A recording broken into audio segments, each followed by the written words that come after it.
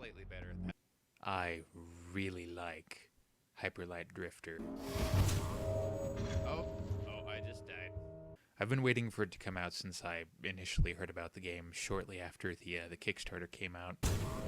Ah, man. And it came out, and it's awesome. I'm apparently terrible at this game. It's like if Adventure Time took place after the third impact in End of Evangelion. It's like if somebody threw Majora's Mask and Samurai Jack in a blender and chopped it up into pixely goodness. It's like having a dominatrix beat you with a plastic lightsaber while you watch a Studio Ghibli movie. Brutiful. And I decided I wanted to show appreciation for the fantastic design in Hyperlight Drifter the way I do with most fantastic character design, through cosplay.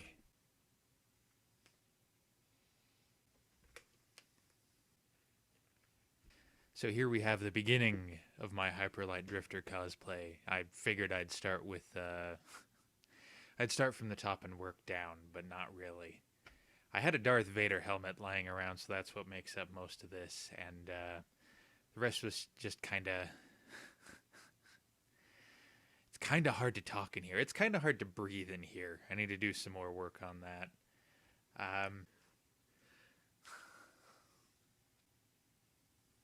I've collected all of the official, concept drawings and art of Hyperlight Drifter I can find, and most of them don't agree with each other, of course, because it's an iterative process. They're, working out the design of the character. So I'm kind of picking and choosing what I like from different points in, what they were working on the character. Most of it's kind of subtle stuff, and there's going to be some artistic license and kind of me filling in the gaps.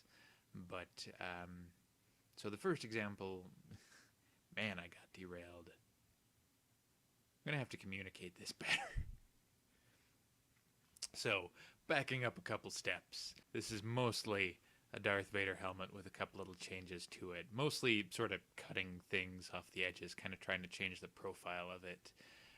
Because, Vader's helmet is so iconic, and if you don't change that, people are just going to say, oh, that's just Darth Vader's helmet with some stuff glued on it. I decided to go with a little bit of leather in addition to the plastic because, again, hood / helmet, and it gives it a little bit of, floppiness, and floppiness equals character. Put that up on the screen. Floppiness equals character, at least in this instance. These things... Most drawings of Hyperlight Drifter just kind of have, this sort of visor and then the ear.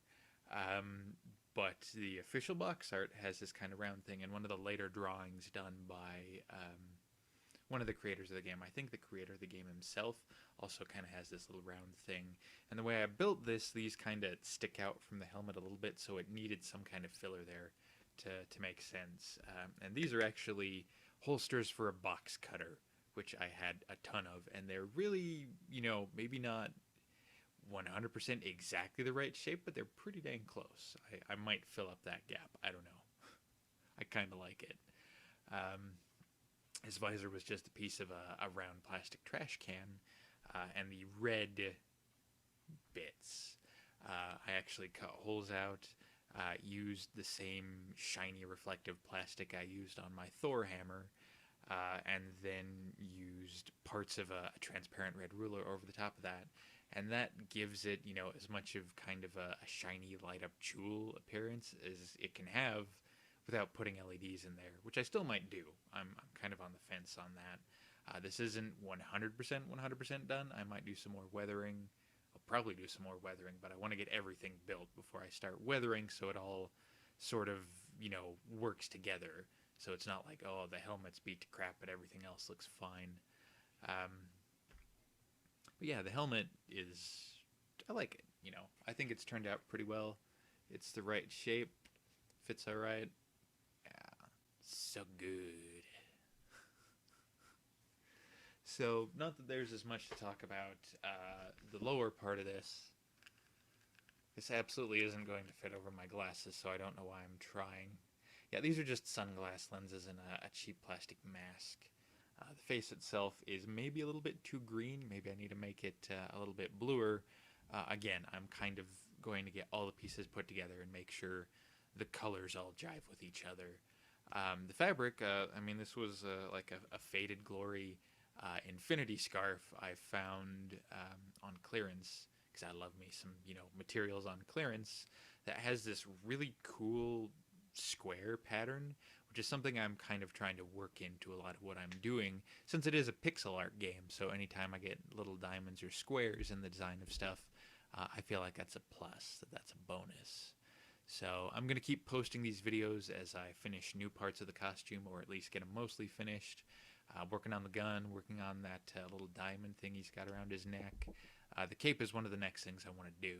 The sword I'm going to have to wait on until I get EL tape in the mail. And I have a lot of the other stuff kind of planned out in my head. Again, there's going to be a little bit of artistic license with all this, but all in all, it's, I feel like, going to be accurate to the spirit and the intent of the character by the designers. So thanks for watching my video, guys. Sorry about the audio. I clearly only have the most professional equipment available. Thanks again for watching. I'll see you guys later. Ah, yep. And I am out of ammo. Oh dear. Oh, ow. Let's watch Ryan be bad at games for a half hour. Let's do that. Ah, you frig out. Oh dear. No. Bad time. Bad. Oh, God. Oh. My failure.